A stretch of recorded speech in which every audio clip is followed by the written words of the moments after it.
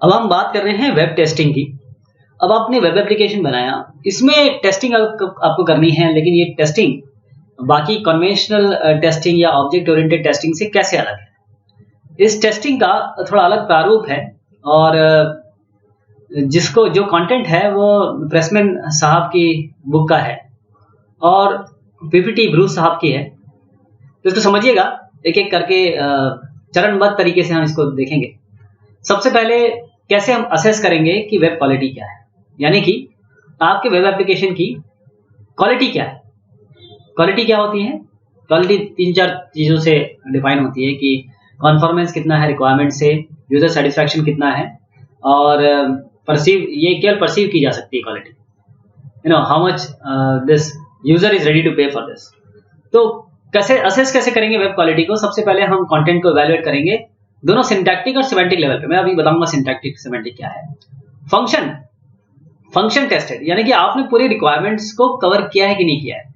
Syntactic और semantic मतलब अभी फिलहाल के लिए समझ लीजिए कि टाइपोग्राफिक। अगर आपने मान लीजिए कोई शब्द लिखा है आपके वेब ऐप पे या कोई कंटेंट लिखा है और उसमें कैपिटल स्मॉल का ठीक से ध्यान नहीं दिया है, या चीजें आपने गलत स्पेलिंग लिखी हुई है, गलत इंग्लिश लिखी हुई है, मान लीजिए गलत हिंदी लिखी हुई है, कोई और शब्द लिखे हुए हैं लैंग्वेज के, तो उसे हम कहेंगे कि सिंटैक्टिकली करेक्ट नहीं है, और जो फॉर्मेशन होता है वो गलत है, तो सिमेंटिक हो गया। उसके अलावा हमको ये देखना है कि जो कंटेंट और फंक्शन जो डिलीवर किए गए हैं उसका स्ट्रक्चरिंग प्रॉपर है कि नहीं, स्ट्रक्चर असेस करना है। कोई कंटेंट यहाँ है, मान लीजिए अब पेज 1 है और पेज 2 है। अभी आपने कहा लेट अस डिफाइन क्वालिटी किया और यहाँ पे कहा नेक्स्ट पेज, बाकी नेक्स्ट पेज में यहाँ पर क्वालिटी नजर ही नहीं आ रही, आपने कुछ लिखा ही नहीं, आपने कुछ और दे दिया यहाँ, तो ये इसकी भी पड़ताल होती है, उसे भी हम क्वालिटी कहते हैं। दूसरा, हर एक यूजर, अब इसमें आप तो आते ही आते हैं, जो ज़हीन है वो भी आते हैं, जो कम ज़हीन है, जिनको इतना वेब कंप्यूटर की उनको नॉलेज नहीं है, या वो इस फील्ड में है ही नहीं, या वो लोग मान लीजिए कोई मूक बधिर है, एक इंसान है जो स्पेशली चैलेंज है या स्पेशली एबल्ड है, वो कैसे देखेगा आपको, वो आपके ऐप को कैसे देखेगा। तो यूजेबिलिटी क्या है कि जो नए कंटेंट या फंक्शनलिटी आप ऐड करते हैं, हर एक यूजर उसके लिए सपोर्टेड है कि नहीं। नेविगेशन कैसा है? अब नेविगेशन, आप यहाँ से एक पेज से दूसरे पेज में जा रहे हैं, अब यहाँ नेविगेशन में आप गए, यहाँ पर वो वेबसाइट एग्जिस्ट ही नहीं करती, आपने एक लिंक तो दे दिया, वेबसाइट एग्जिस्ट नहीं करती, फिर कैसे होगा? इसका मतलब क्वालिटी अच्छी नहीं है आपकी।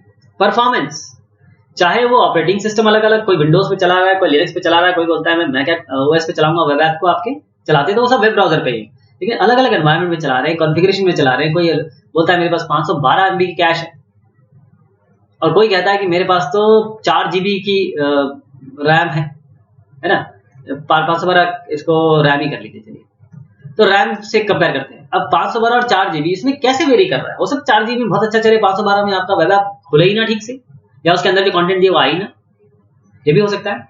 कंपैटिबिलिटी, अब क्लाइंट और सर्वर कॉन्फ़िगरेशन है, ध्यान दीजिएगा, वेब एप्लीकेशन अपने आप में स्टैंड अलोन नहीं होती है, ये क्लाइंट और सर्वर है।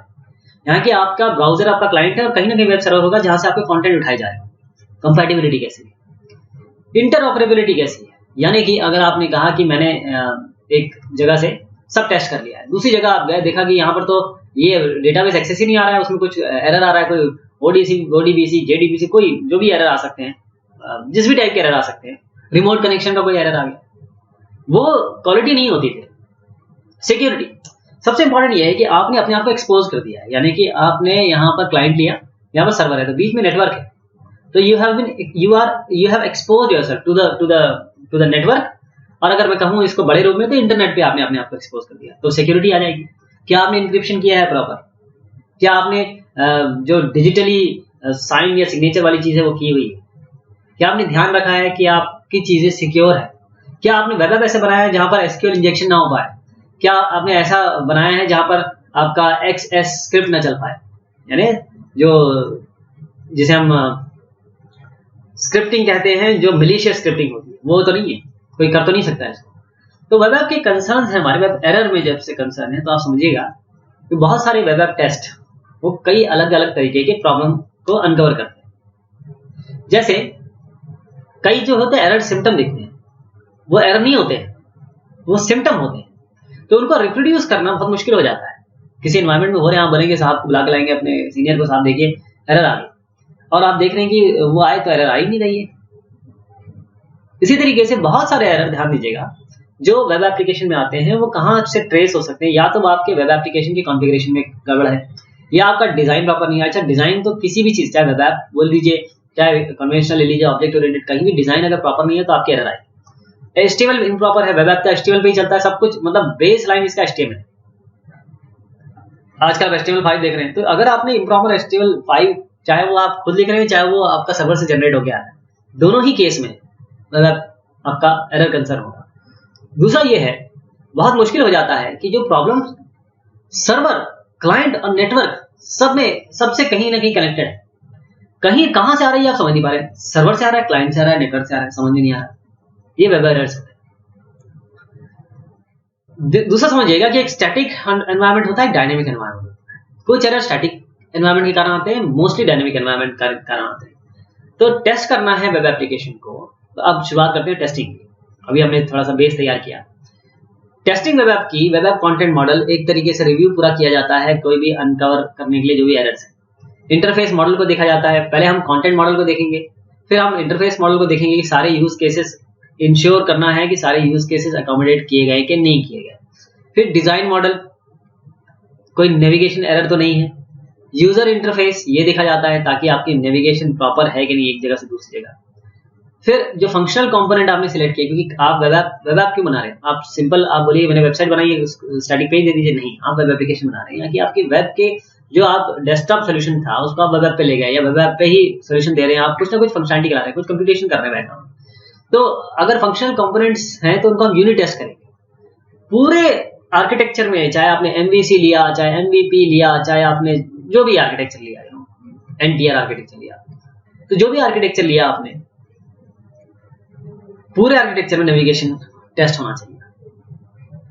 वेब ऐप जो है वो आपको हर एक कॉन्फ़िगरेशन के लिए चेक करना है, कंपैटिबिलिटी इसकी असेस करनी पड़ेगी, और सबसे इंपॉर्टेंट बात है सिक्योरिटी, जैसे मैंने बताया।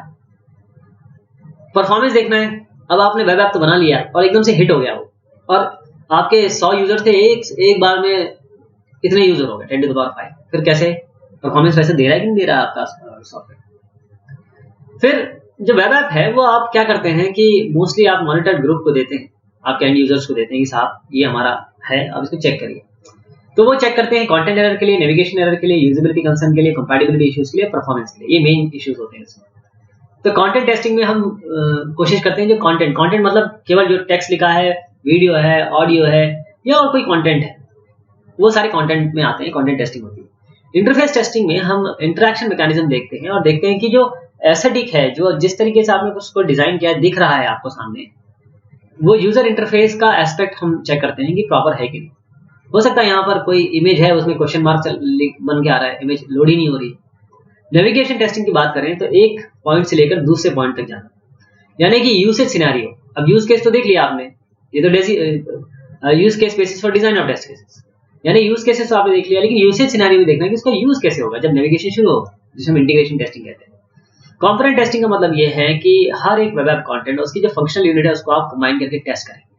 कॉन्फ़िगरेशन टेस्टिंग का मतलब ये है कि आप जो भी आपका क्लाइंट है, स्पेसिफिक क्लाइंट या जो सर्वर एनवायरनमेंट है, वो चेक करना है, और वो एरर देखेंगे आप किस जगह से आ रही है।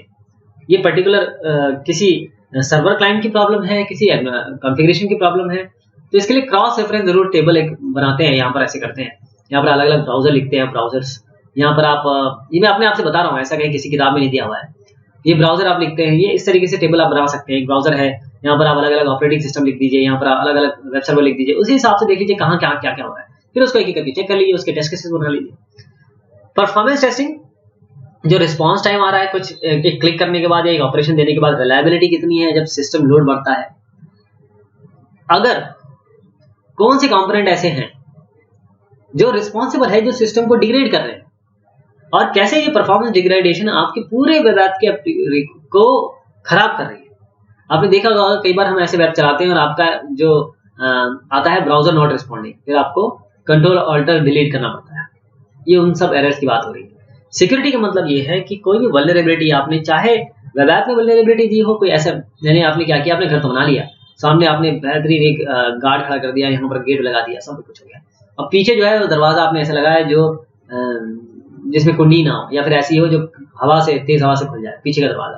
तो पीछे का दरवाजा अगर आपने खोल रखा है तो चाहे आप बाहर कितनी भी सिक्योरिटी दे दें, पीछे से कोई ना कोई उसको देख के अंदर आने की कोशिश करेगा, क्योंकि दुनिया में अच्छे लोग भी है, बुरे लोग भी है, सबको देखना पड़ेगा।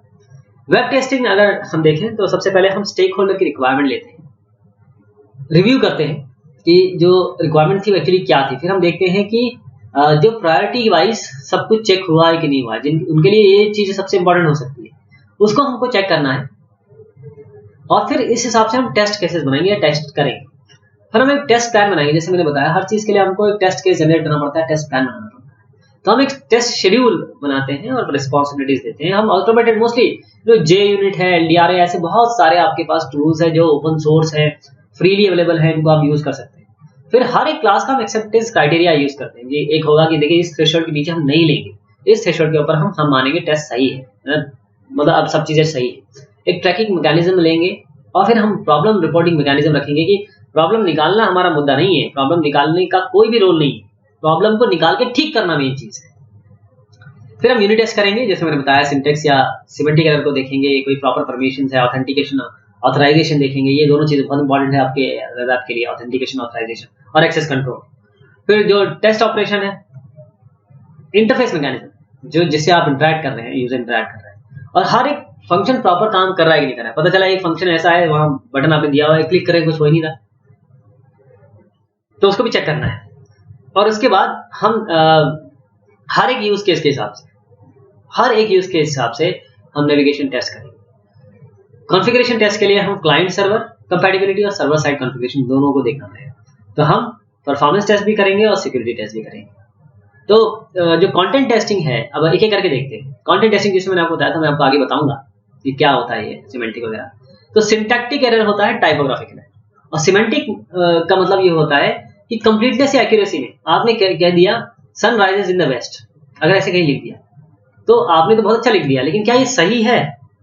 सन राइजेस इन द ईस्ट, अब इन दोनों में से कौन सा सही है, ये आपको पहले तय करना पड़ेगा, तब आप वेब पे जाएंगे। कि वेब हजारों लोग यूज करने वाले हैं, हजारों लोग इसे देखने वाले हैं कम से कम। इसके अलावा जो कंटेंट आप देने वाले हैं, उसमें जो ऑर्गेनाइजेशन है, जैसे मैंने बताया आपको क्वालिटी आपने कहीं दिया, अगले पेज में बोला कि जाने के लिए अगले पेज में कुछ है नहीं। डेटाबेस की टेस्टिंग की बात करें तो जो ओरिजिनल क्वेरी है उसको हमको चेक करना पड़ेगा कि किस तरीके से वो ट्रांसलेट हो रही है। जब यूजर रिक्वेस्ट आएगा एसक्यूएल में, तो क्वेरी को एसक्यूएल में चेंज करना ये भी अपने आप में बहुत बड़ा काम है। डेटाबेस टेस्टिंग की बात कर रहा हूं मैं। और प्रॉब्लम जो कम्युनिकेशन में है, वेब ऐप सब देखिए अलग अलग आप लेयर बनाते हैं। तो यहाँ पर आपका डेटाबेस है, आप क्लाइंट से रिक्वेस्ट देंगे, वो डेटाबेस पे जाएगी, एप्लीकेशन लेयर इसको प्रोसेस करेगा। तो जो डेटाबेस है यहाँ पर आपका जो भी आपकी क्वेरी है वाकई में एसक्यूएल सही तरीके से बन के जा रहा है कि नहीं जा रहा है। और आपको देखना पड़ेगा कि जो रॉ डेटा आपको भेजा जा रहा है डेटाबेस से, वो आप प्रॉपर दिखा पा रहे हैं कि नहीं दिखा पा रहे। पहले तो रॉ डेटा आ रहा है कि नहीं आ रहा है। उसके बाद जो डायनेमिक कंटेंट बन रहा है, HTML बन रहा है, या चाहे PHP बना रही हो, चाहे कोई भी सर्वर साइड स्क्रिप्ट बना रही हो, अब आपको दिखाएगी आपके ब्राउजर पे वो सही आ रही है कि नहीं आ रही है। फिर यूजर इंटरफेस टेस्टिंग की बात करें तो जो आपने डिजाइन के रूल्स थे, एस्थेटिक्स मतलब होता है कि सुंदरता, एक तरीके से सुंदरता समझ लीजिए आपके वेब ऐप की। और जो भी विजुअल कंटेंट है वो अवेलेबल है कि नहीं, जिस तरीके से डिजाइन में सोचा गया था वो आपके पास अवेलेबल है कि नहीं। जो इंडिविजुअल इंटरफेस मैकेनिज्म है, अलग अलग इंटरफेस मैकेनिज्म है, उन सबको आपको यूनिट टेस्टिंग करनी पड़ेगी। और हर एक इंटरफेस मैकेनिज्म को आपको इस कॉन्टेक्स्ट में देखना है कि उसका NSU क्या है, यानी use case of NSU, navigation semantic unit. हर एक यूजर कैटेगरी, जैसे मैं हूं, मेरा दोस्त है, उसका भी दोस्त है, तीनों अलग अलग लोग हैं, तीनों अलग अलग IQ लेवल के हैं, तीनों अलग अलग तरीके से वेब ऐप को यूज करेंगे। इसके लिए एक NSU बनाएंगे, 1 2 3 NSU अलग होगा, इसे हम कहते हैं नेविगेशन सिमेंटिक यूनिट। हर एक यूज केस और नेविगेशन सिमेंटिक यूनिट के लिए आप सिमेंटिक एरर चेक करेंगे और फिर इंटरफेस टेस्ट करेंगे हर एक एनवायरनमेंट में, ताकि कंपैटिबिलिटी हो। टेस्टेबल वेब मैकेनिज्म का क्या मतलब होता है कि लिंक, हर एक लिंक लिस्टेड हो, टेस्टेड हो। फॉर्म का मतलब label, navigation, data entry, error checking, data transmission, meaningful error messages, सारे के सारे फॉर्म्स में अवेलेबल है। क्लाइंट साइड स्क्रिप्टिंग, यहाँ पर तो आप सीधा ब्लैक बॉक्स टेस्टिंग कर दीजिए, क्लाइंट कंपैटिबिलिटी टेस्ट लगा दीजिए। डायनेमिक HTML, जो जनरेट हो रही है HTML, एक HTML आपने खुद दी होगी, एक जनरेट हो रही होगी, वो सही है कि नहीं, उसमें भी आपको कंपैटिबिलिटी टेस्ट लगाना पड़ेगा। हो सकता है कि आप HTML5 यूज कर रहे हो, कोई ऐसा ब्राउजर है जो HTML5 का भी सपोर्ट नहीं कर रहा, वैसे तो सारे करते हैं, लेकिन क्योंकि HTML5 अभी भी आई है, इसलिए HTML5 सपोर्ट कर रहा है कि नहीं कर रहा है। क्लाइंट साइड के पॉपअप विंडोज, कौन सा पॉपअप आ रहा है, कहाँ आ रहा है, वर्किंग कंट्रोल कैसी है, कंसिस्टेंस कितना है, पता चला सब कुछ यहाँ पर एकदम ब्लू और ग्रीन में है, कोई एकदम काला कलर निकल के आ रहा है, ये चीज है। स्ट्रीमिंग कंटेंट, कोई ऐसा कंटेंट मान लीजिए अब कोई आपने कहा कि मैं फुटबॉल का लाइव स्ट्रीमिंग दिखाऊंगा, फुटबॉल की लाइव स्ट्रीमिंग दिखा तो रहे हैं, लेकिन यहाँ पर ये तो बार बार जिटर कर रहा है, या फिर आपको बार बार रिस्टार्ट करना पड़ रहा है, वो एग्जिस्टेंस है कि नहीं, एक्यूरेसी क्या है, कंट्रोल कितना है यूजर का। स्ट्रीमिंग कंटेंट जैसे मैंने अभी बताया, साथ में कुकीज बड़ा इंपॉर्टेंट हो जाता है, क्योंकि सर्वर जो कुकी बना रहा है वो ठीक से बना रहा है कि नहीं बना रहा है। कुकी एक तरीके से आप समझ लीजिए कि जैसे प्रॉक्सी होता है, उस तरीके से आपके ब्राउजर में कुकीज बन जाती हैं। कुकीज से क्या होता है कि बार बार आपको सर्वर पे नहीं जाना पड़ता, वो यहीं पे काम हो जाता है। कुकी ट्रांसमिट हो रही है कि नहीं करेक्टली, जो परसिस्टेंस है उनका कितना है, और वेब ऐप आपके इस करेक्ट कुकी को बना रहा है कि नहीं बना रहा है, ले रहा है कि नहीं ले रहा है। क्योंकि वेब ऐप अगर आप करेंगे तो कुकी बनेगी। Specific interface mechanism, application specific, अगर एप्लीकेशन कुछ स्पेसिफिक काम कर रहा है तो उस हिसाब से भी आपको वेब मैकेनिज्म देखने पड़ेंगे। तो यूजेबिलिटी टेस्टिंग गोल, आप यूजेबिलिटी जो यूज कर रहा है, इंटरेक्टिविटी कैसे आप इंटरेक्ट कर रहे हैं, लेआउट कैसा, नेविगेशन, कंटेंट, फंक्शन जो भी आप यूजर को दे रहे हैं, रीडेबिलिटी कैसी है, पता चला कि आपने कोई 60 साल का आदमी यूज कर रहा है और आपने 8 या 7 के फॉन्ट में लिखा हुआ है, तो ये वाजिब है क्या, ये सही है?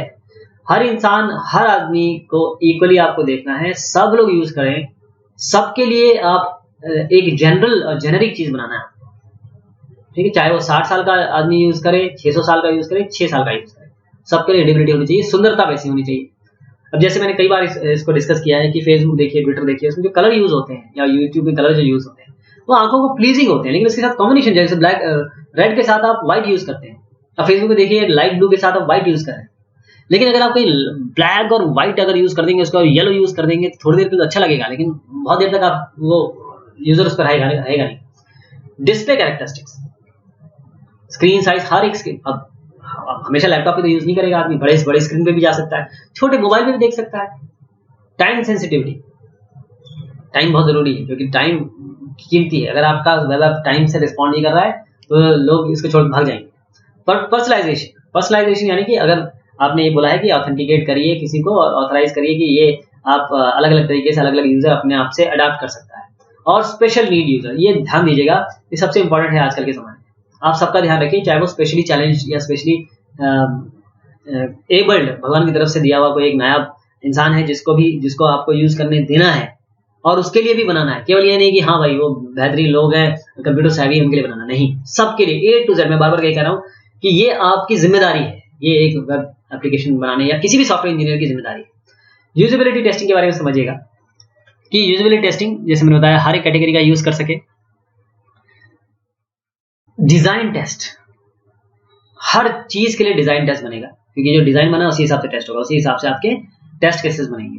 तो आप पार्टिसिपेंट टेस्ट कर सकते हैं जो इस टेस्ट को करेंगे, और फिर उसके बाद आप देखेंगे कि उनकी यूजेबिलिटी ठीक है कि नहीं, ये आप यूजेबिलिटी कर सकते हैं। ये सबसे अच्छा तरीका है कि लोगों को कह दीजिए कि साहब ये चेक कर लीजिए, यूजेबिलिटी वो सबसे अच्छा बता पाएंगे, आप अपने आप नहीं बता पाएंगे क्योंकि आपने खुद बनाया हुआ। कंपैटिबिलिटी टेस्टिंग, कॉन्फ़िगरेशन डिफरेंस के कारण जो प्रॉब्लम आती है उसे हम चेक करते हैं कंपैटिबिलिटी टेस्टिंग में। तो जो क्लाइंट साइड, हमको पता है, इतने सालों में पता चल गया कि कौन सी प्रॉब्लम ज्यादा आती है। तो जो कंप्यूटिंग प्लेटफॉर्म वाली है, टिपिकल डिस्प्ले साइजेस वाली, ऑपरेटिंग सिस्टम की या ब्राउजर की या कनेक्शन स्पीड की, ये सारी एरर है जो कॉमन है। तो इसके लिए हमको वैलिडेशन टेस्ट सूट बनाना पड़ेगा, जो भी इंटरफेस टेस्ट है, नेविगेशन टेस्ट है, परफॉर्मेंस टेस्ट है या फिर सिक्योरिटी टेस्ट, इसके लिए हम टेस्ट केस बना सकते हैं, फिर कंपैटिबिलिटी चेक कर सकते हैं। कंपोनेंट लेवल टेस्टिंग में कोई दिक्कत नहीं है, या तो सीधा ब्लैक बॉक्स और व्हाइट बॉक्स लगा दीजिए, क्योंकि इसमें केवल आपको ये देखना है कि कंपोनेंट ठीक से काम कर रहा है कि नहीं कर रहा। उसके लिए आप जो बने बनाए हमारे पास यूजफुल हमारे टेस्ट के डिजाइन तरीके होते हैं, equivalence partitioning, boundary value analysis, path testing या फोर्स एरर टेस्टिंग आप कर सकते हैं। इसके लिए सिंटैक्टिक नेविगेशन टेस्टिंग की बात करें तो लिंक चेक करना है, रीडायरेक्शन चेक करना है, बुक मार्क्स चेक करना है, फ्रेम्स और फ्रेम सेट चेक करना है, साइट मैप जहां पर आप हैं कहां तक पहुंच सकते हैं, इंटरनल सर्च इंजन अगर आपके वेब ऐप में है तो उसे चेक करना है। सिमेंटिक नेविगेशन टेस्टिंग, जिसे मैंने बताया NSU, ये हर एक पाथवे, हर एक यूजर कहां यूज कैसे कैसे करने वाला है उसके लिए आप डिफाइन करेंगे, और हर एक NSU हर एक कैटेगरी के लिए जो एक स्पेसिफिक यूज केस बनाया है उसकी रिक्वायरमेंट पूरी करना चाहिए। हर बार चेक करना है कि जो पाथ है NSU का वो पूरी तरीके से कवर किया गया नहीं किया गया, और हर एक पाथ को चेक करना है आपको कि मैंने, जैसे मैं हूं, मेरा दोस्त है, उसका दोस्त है, तीनों अलग अलग तरीके से नेविगेशन सिमेंटिक बना और हम एक एक तरीके से चेक कर रहे हैं, तो ठीक से हमको गाइडेंस, फॉलो, डिसकंटिन्यूटी, कंटिन्यूटी सब चेक करना है।